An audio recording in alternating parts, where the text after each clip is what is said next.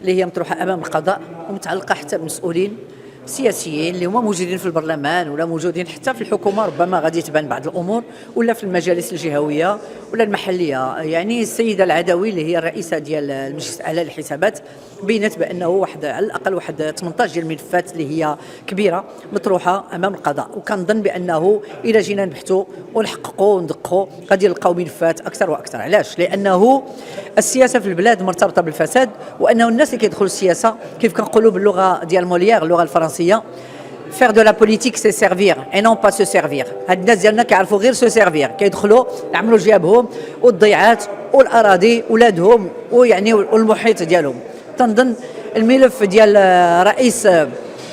رئيس ديال المنسق ديال اللجنه ديال العدل وديال القانون، واللي حنا تفاجئنا انا بعدا ما صوتش تماما، لانه كنعرف بان التصويت مهم، ولكن ما غنصوتش انا، ما نشاركش واحد المهزله. ها هو اليوم استقل، ها هو وراء القضبان، وهذا الشيء راه كنا عارفينه جاي. حنا عندنا واحد الناس مجموعين كثار كيديروا السياسه بداك المنطق القديم ديال القائد عيسى بن عمر وداك الشيء كله، الاستبداد، وكيظلم الناس وكياخذ الاراضي وكيستولى. ملي كيكون رئيس جماعه كيسحب ديك الجماعه غادي يحفظها للرسول ولادو.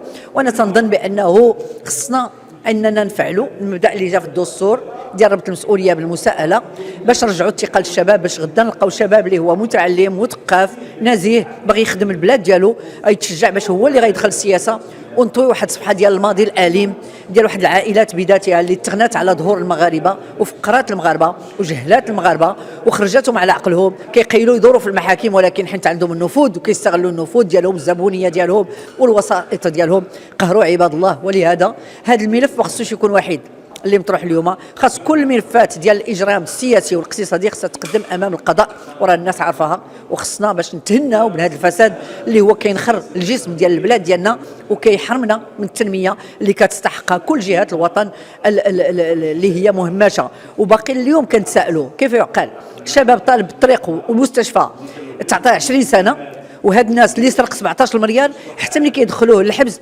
كيقول لك خاصو يخلص 50 مليون ويدوز. لا خصو بعدا يتم استصدار كل ممتلكات ديالو ديال مراته وديال ولادو وديال عائلته، يرجع لنا 14 مليار، يرجع 17 مليار، يرجع داك 113 مليار ديال التعاضد ديال هذاك السيد اللي قال لك سرقها.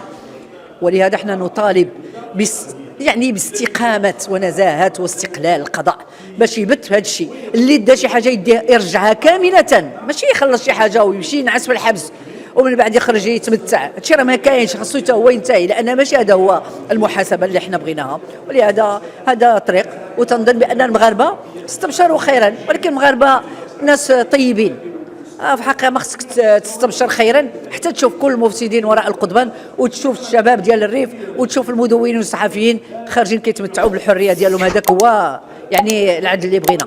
وراه اعتقلوا الناس قبل منهم وطلقوهم في الطريق وما حاسبوهمش. كيف قلت لك اللي دا 20 مليار كيخلص 4 ريال ويخرجوه. هذا الشيء راه ما خصوش يكون.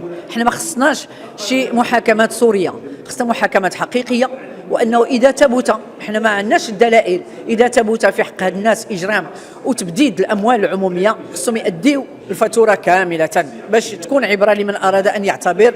وهذا من المداخل اللي بغينا نرجعوا بها الثقه المغاربه باش يمارسوا السياسه، لان السياسه وتدبير الشأن العام خصو يكونوا فيه ناس اللي هما نزهاء شرفاء، وناس اللي قادرين يتواضعوا باش يدوروا بهم الخبراء المغاربه يعاونوهم باش يلقاو حلول للمشاكل الكثيره اللي هي مطروحه اليوم في بلادنا.